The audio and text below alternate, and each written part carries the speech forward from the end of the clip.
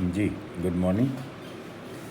कल 14th question तक discuss किए। आज इस एक्सरसाइज को ख़त्म करेंगे। कल फिर पॉइजन डिस्ट्रीब्यूशन शुरू करेंगे, उसकी पीडीएफ भी भेज दूंगा। और वो तो थोड़ा थोड़ा सा फ़र्क है। जैसे ये हम बाइनोमियल डिस्ट्रीब्यूशन पढ़ रहे थे, इसमें जो आर्टिकल्स इंपॉर्टेंट थे मैंने आपको बताया। रेकरेंस फार्मूला ऐसा ही पॉइजन में आएगा, नॉर्मल में आएगा। ऐसे ही मीन एंड वेरिएंस इसका फार्मूला, मीन इसमें एनपी होता है, वेरिएंस इसमें एनपीक्यू होता है। तो वैसे ही जैसी ये चीज़ें हैं उनसे थोड़ा सा मॉडिफाइड फॉर्म में वो दो डिस्ट्रीब्यूशन और पढ़ने हैं, फिर ये हमारी यूनिट ख़त्म हो जाएगी।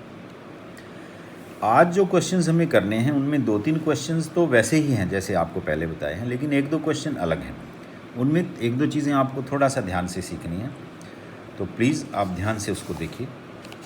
जैसे 15th क्वेश्चन डिस्कस कर रहे हैं आप। 15th में क्या दिया है और हमें क्या निकालना है। वो जो बाइनोमियल डिस्ट्रीब्यूशन होता है अभी तक जो आपको पढ़ाया, उसका बाइनोमियल नाम इसलिए होता है क्योंकि वो जो probability of distribution x is equal to R हम डिफ़ाइन करते हैं, वो होता है N C R P raise to power R Q raise to power N minus R. तो वो एक बाइनोमियल को एक्सपेंड करें तो वहाँ से आती हैं वो चीज़ें एक्चुअल में। वो एन उसकी जनरल टर्म होती है बाइनोमियल की, तो इसलिए इसको बाइनोमियल डिस्ट्रीब्यूशन कहते हैं। तो कुछ क्वेश्चंस में तो इसने ये पूछा कि आप ये बताइए कि at least 5 at most exact, वो प्रोबेबिलिटी पूछी। अब मान लो फिटिंग द कर्व ये पूछे तो उसमें क्या करना है और कैसे सीखना है, वो 2-3 क्वेश्चंस हैं। वैसे ही एग्जांपल्स भी दिए हैं, तो आप लोग एग्जांपल ध्यान से पढ़ें। क्वेरी सेशन में जो भी आपकी प्रॉब्लम्स होंगी वो आप ज़रूर डिस्कस करें, ज़्यादा से ज़्यादा लोग पार्टिसिपेट करें उसमें। और जो भी मैं ये पीडीएफ्स भेजता हूँ, देखिए पीडीएफ आप बार बार वहाँ से खोलोगे, वो एक अच्छी प्रैक्टिस नहीं है पढ़ने की। आप उनको अपनी कॉपी में नोट डाउन करें। उनमें कुछ चीज़ें मिसिंग भी हैं, मान लो कुछ हल्की लिखी हुई हैं उसमें फ़ोटोकॉपी कराते वक्त और वीडियो बनाते वक्त, तो वहाँ से आप उसको नोट डाउन कर लें और मेरे से पूछें कि यहाँ क्या है। आप उसको बार बार उस पीडीएफ को खोल के देखोगे और उसमें उससे मैथमेटिक्स ऐसे नहीं होता है। जब तक आप एक चीज़ को 4-5 बार नहीं लिखोगे तो वो नहीं लिखनी आएगी। अब देखिए क्वेश्चन देखिए। Fit a binomial distribution for the following data and compare the theoretical frequencies with the actual ones. हमें एक टेबल दी है। x ये जो डिस्क्रीट वेरिएबल होता है, डिस्क्रीट रैंडम वेरिएबल, x की वैल्यूज़ और उसकी करस्पॉन्डिंग फ्रीक्वेंसीज दी हैं। हमें एक बाइनोमियल डिस्ट्रीब्यूशन फिट करना है इस टेबल से। अब इसको कैसे करते हैं इन क्वेश्चंस को, यहाँ मीन निकालेंगे, पी निकालेंगे, क्यू निकालेंगे, एन निकालेंगे और फार्मूला होता है, फिर वो आप इसमें पुट कर देंगे। ये जो x की वैल्यूज़ दी हैं और f दिया है, यहाँ से हमें एक टेबल बनानी होती है। x 0 से शुरू हुआ और 5 तक गया, तो यहाँ से हमें ये पता चलता है कि हमारा n कितना है। वो n देखिए, इन क्वेश्चंस में थोड़ा सा ध्यान से देखना है। जो आप x is equal to R में जो सिग्मा लेते हैं, प्रोबेबिलिटी की जो डेफिनेशन लेते हैं, उसमें r 0 to n लेते हैं, 0 to n। तो यहाँ जो ये x है ना, 0 1 2 3 4 5, तो आप इनको वैसे काउंट करोगे तो आपको लगेगा 6 टर्म्स हैं। लेकिन यहाँ जो n लेना होता है वो हमारा 0 से n होता है ना, r 0 to n। तो इस 0 से जो n लेना है वो 5 लेना है, मतलब ये 6 टर्म्स हैं, इसलिए से 6 नहीं लेना है, 0 को छोड़ देना है। तो 1 2 3 4 5 तक है, तो n यहाँ 5 होगी। ये x की कॉलम से पता चला। जो हमारी फ्रीक्वेंसी है उसको आपने ऐड किया, तो टोटल फ्रीक्वेंसी ये कैपिटल N होता है। ये जो है ये 100, और f को x से मल्टीप्लाई किया, मीन मॉड मीडियन में ये होता है, आपने छोटी क्लासेस में पढ़ा हुआ है। करस्पॉन्डिंग f को x से, जैसे 2 × 0 0, 1 × 14, 2 × 20, ये जोड़ा, सिग्मा fx आ गया 284, और सिग्मा f जो टोटल फ्रीक्वेंसी है वो हमारी आ गई 100। अब यहाँ से हम मीन निकाल सकते हैं। मीन की डेफिनेशन ये होती है कि सिग्मा fx को सिग्मा f से डिवाइड कर देते हैं। Mean is equal to sigma fx by 284/100, 2.84। अब मीन की डेफिनेशन हमें बाइनोमियल डिस्ट्रीब्यूशन से भी आती है। मीन की डेफिनेशन आती है NP, mean of the binomial distribution NP। तो NP की वैल्यू हो गई 2.84, n हमें पता है 5 है, यहाँ पुट किया तो p की वैल्यू आ गई। p हमारा आ गया 0.568 आया, उसको आप 2 डिजिट में ही लिखें, 0.57 लिख दिया। अब p आने के बाद p + q 1 होता है, तो q हो गया 1 - p, तो 1 में से सब्ट्रैक्ट किया, ये 0.432 आया। तो ये अगर 5 से कम हो तो कम हो तो इसको छोड़ देते हैं, 5 से ज़्यादा हो तो इसको 1 बढ़ा देते हैं, और 5 ही हो तो आपकी मर्ज़ी है बढ़ा भी सकते हैं। और ये तो ये पी और क्यू आ गया।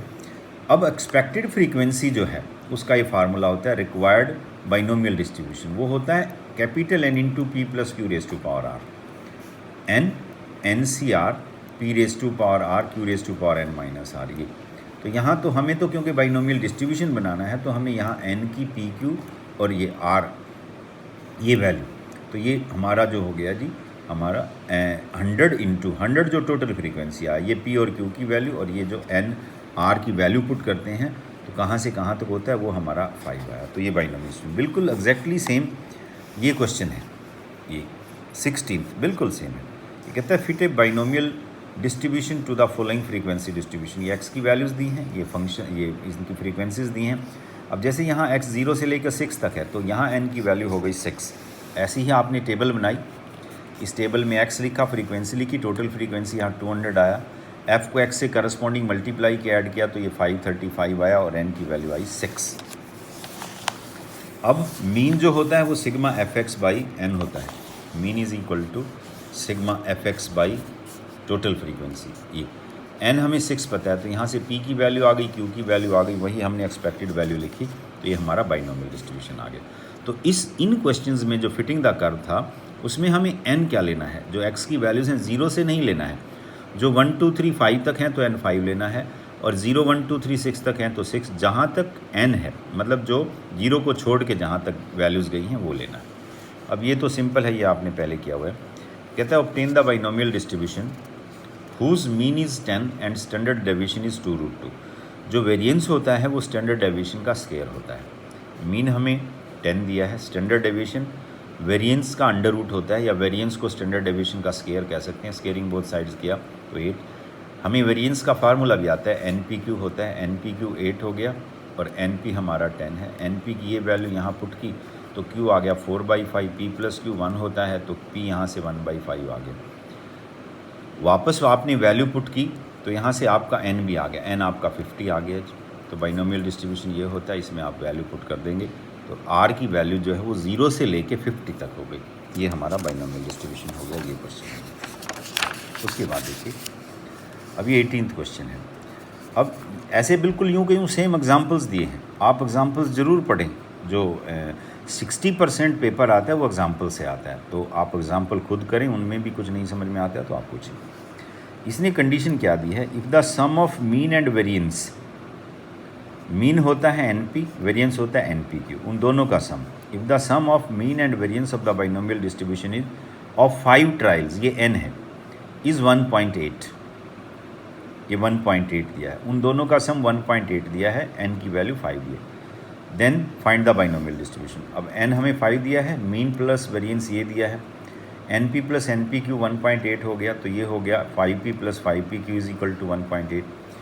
P प्लस PQ 5 आपने अगर काटा तो ये वैल्यू आ गई है, लेकिन हमें एक फार्मूला और आता है PQ में, P plus Q is equal to 1 होता है, तो यहाँ से Q की वैल्यू 1 माइनस P निकाल ली, वो इस इक्वेशन में पुट कर दी। इस इक्वेशन में पुट की तो हमारे पास P में एक क्वाड्रेटिक इक्वेशन आ गई, जिसके फैक्टर्स आपने बनाया तो एक P की वैल्यू 1.8 आई, एक 1/5 आई।